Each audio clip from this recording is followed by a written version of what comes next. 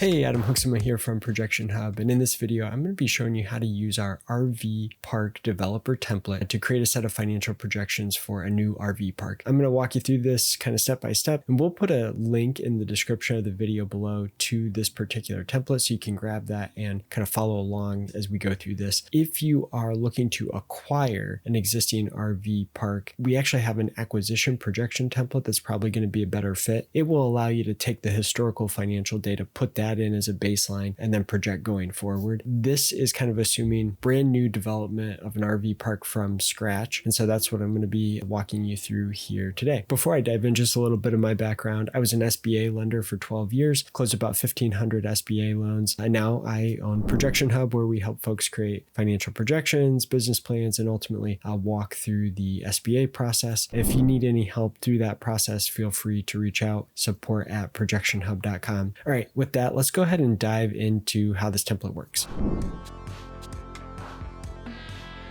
So I'm starting on the At a Glance tab here, where you're going to see a bunch of different charts and graphs and key performance indicators that can be useful for a business plan or investor pitch. You're going to get a 10-year income statement summary here, and then a 10-year cash flow summary, 10-year balance sheet, and then you're going to actually get the cash flow, balance sheet, and income statement broken down month by month for all 10 years. So you're going to get really as much detail as you could possibly want. I think you're also going to get this distributions tab, which allows you to kind of play around with different assumptions in terms of investor returns. So you can say, how much should I invest?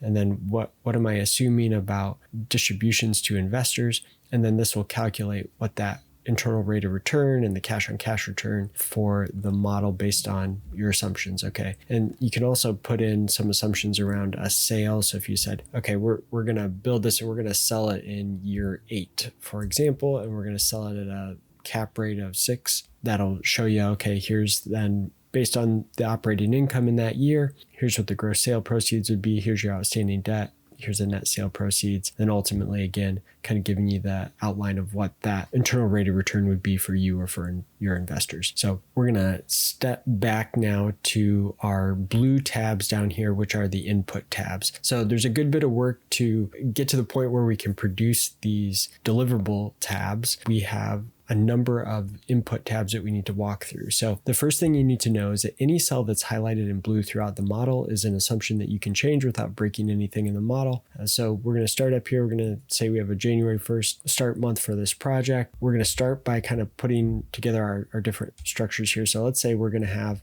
kind of 2 options here, a rugged site with no electricity and then electricity, a site where you can plug in. Okay. We're saying we're going to start generating revenue in month 11 because we're going to take some time to develop the site. Okay. And so we're going to say let's say you can start renting these spaces out in month 11 of the model. Now we also have some cabins in here, and let's say construction is going to take longer for the cabins. So we're not going to start until month 18 of the model. And then here as an example, we have maybe group sites. You can rent out group sites. And so you can put in the number of units you're going to have of each type, and then what your nightly revenue or what you would charge for those each unit or site. You can also set up per stay fees here, so additional fees and what percentage of stays would generate this fee. You can apply an annual growth rate in your pricing. And then, you're probably going to have some seasonality in your business. And so what we do here is give you the ability to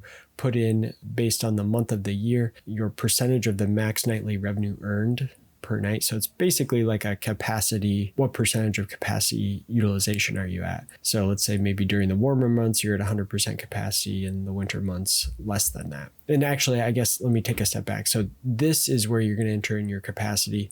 This is where you're going to actually give the ability to discount. So if you want to discount your prices and say, hey, actually in the slower seasons, we're going to give 50% discount in January, whereas in June, we're charging 100% of our normal rate. So whatever this rate is up here, this is where you have the ability to discount that. And then this next row is where you're going to enter in your capacity utilization for those sites. So then this will calculate your revenue for all of those items.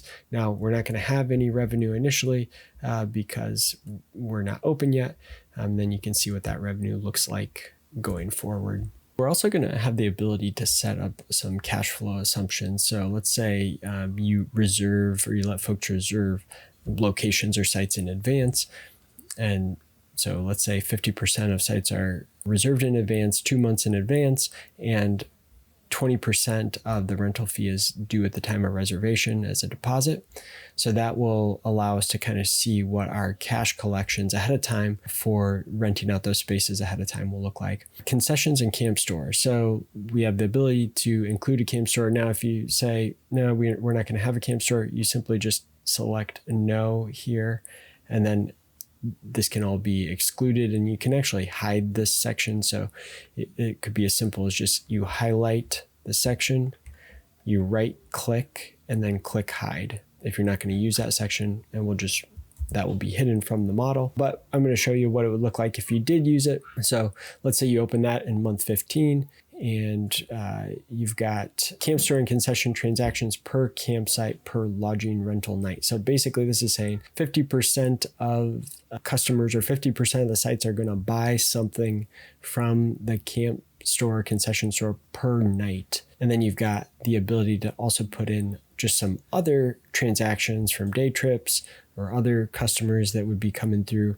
And so you can just manually put in the number of transactions you expect to have and an annual growth rate. So ultimately that's going to then project the number of transactions you're going to have. And again, that doesn't really start until you get out and you're open here, but you can see then what the projected number of transactions you're going to have here. And from there, we can say, okay, what's the breakdown of those transactions? So here's some different things that we're selling, maybe hot food, drinks, snacks, toiletries, firewood. You can put in a price and a cost of goods sold per unit, and then average number per transaction for each item. So if we know we're going to have 700 transactions in a month, maybe we say, okay, 30% or 0.3, 30% of the time people are going to buy firewood.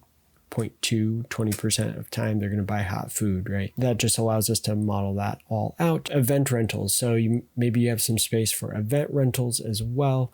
You can put in the number of events you expect to have each month, along with a start month, an annual growth rate, and then a maximum number of events each month. You may have some capacity there. You can have different event packages, and then a breakdown of saying, okay, 50% of our events that are booked are going to be, package 1, 20% package 2, and so on. Getting close to the end here of the revenue model. So then we have equipment rentals. So if you want to include or exclude this whole section, if we want to include it, hey, we're going to rent out kayaks and bikes.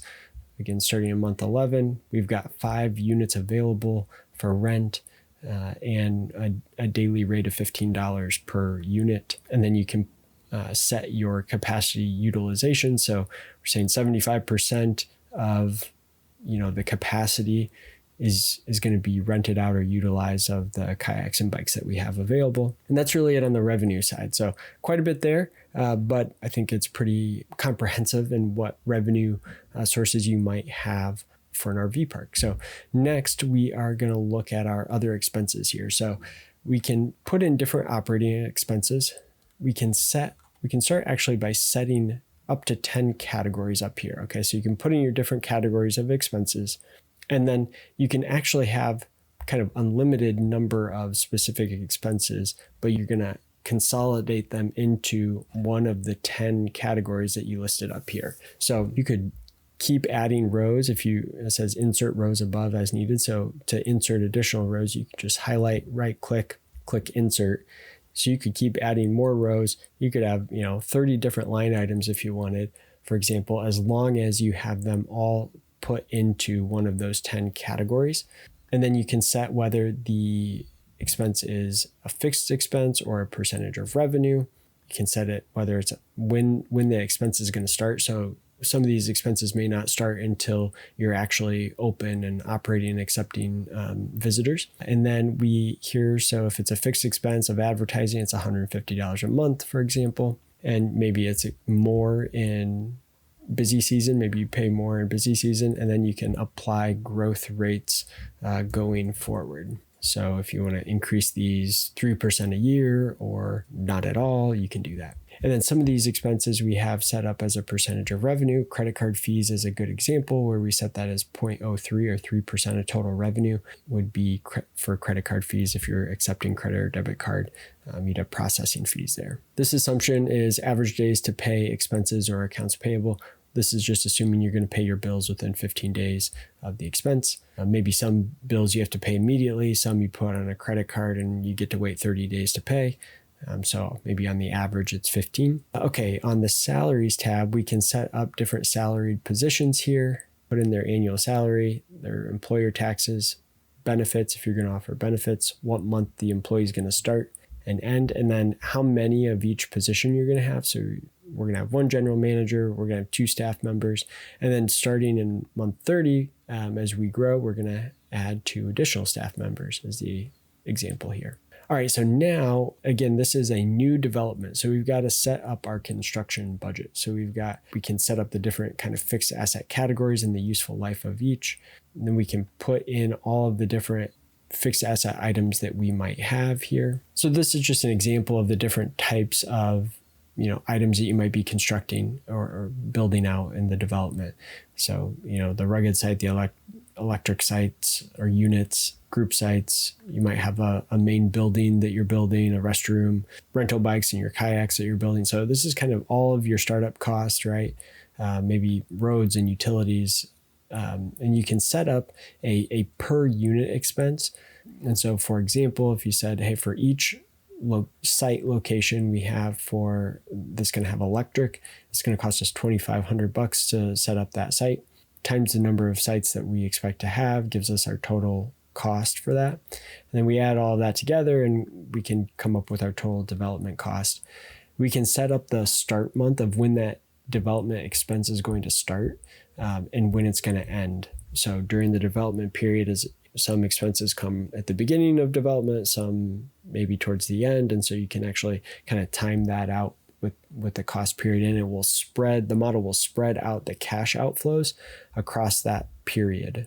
Okay, so that is the construction budget. And our last input tab here is our financing tab. So in the financing tab, we're going to say, okay, what is our desired debt service coverage ratio? And what this means is your lender, the bank, is going to say, hey, we want you to have a debt service coverage ratio of 1.25 or above is pretty standard. So that means you should have $1.25 of cash flow for every $1 of loan payments or debt service. So if we say, yep, we want to have a 1.25, and we can take some time to get there. So they won't expect, they'll understand, the lender will understand that you're going to have a construction period and a ramp up period. And so maybe we say, okay, by month 30 of the model, that's when we need to be stabilized. We need to enter, when is the bank going to take a look and say, okay, you need to be at 1.25 by this month. So let's say it's month 30. The model's then going to look and say, okay, what's the average monthly net operating income based on your projections at month 30? That will help us then calculate what's the maximum monthly loan payment you can afford based on this debt service coverage ratio. So based on the model and the projections, you're at $10,224 in net operating income by month 30. So then this is going to take the $10,224 divide by 1.25 to come up with what's our maximum monthly loan payment. Let's assume a 7% interest rate on a 30-year term. And then this will calculate, okay, what is the maximum debt that we could get based on those assumptions? And then a target debt to equity ratio of 3 gives us our target equity amount. So total project cost for this is going to be $1.6 million. And then below we've assumed $1 million in debt, $250,000 in equity. So it says, yep, this all looks good. It's in line with what's working. So it says, hey, do we have sufficient working capital after the construction and other fixed asset purchases? Do we have sufficient working capital for the model? Yes. So here's where we'd enter our equity investment of $250,000 in month 1 of the model. We can put in financing costs. So there's the ability to have financing costs as part of the model. We've got also the ability to put in a construction period interest expense. So let's say we've got a loan amount here of $1 million for the construction debt at 7.75%. we're going to be making interest payments on it, and we're going to start making interest payments in month 7. Maybe we'll just bump that up and say we're going to start making interest payments right away. And then our permanent debt, we're going to refinance the construction loan in month 30 once we're stabilized. And we've been doing interest only. Let's assume we've been doing interest only. So we're still at $1 million debt balance. So we're going to take out a new $1 million loan on a 30-year term at 7.5% to pay off the construction loan. That ultimately is our permanent debt. That all then kind of comes back to where we started here on the at a glance, and we want to take a look at, what does our debt service coverage ratio look like based on all of those assumptions? What does our net operating income look like? And so on. You can see the graphs that show the seasonality with the capacity utilization of the sites as well. So there's a lot here. I realize it probably could be overwhelming. It probably depends on how comfortable you feel with Excel and just financial modeling in general. If you have any questions, we're here to support you. So you can reach out to us at support@ProjectionHub.com. Ask questions. We'll try to help walk you through it. We can record a custom video to walk you through how to fill the model out if you have specific questions. And then, if you get into the model and say, you know what, I really just want someone to help fill this out based on my specific plans, we can help with that as well. And so reach out to us at support@ProjectionHub.com and let us know. We can help you with that. All right. I hope this has been helpful. Make sure to grab the template in the link in the description of the video below, and we'll be here to help if you need us. Thanks.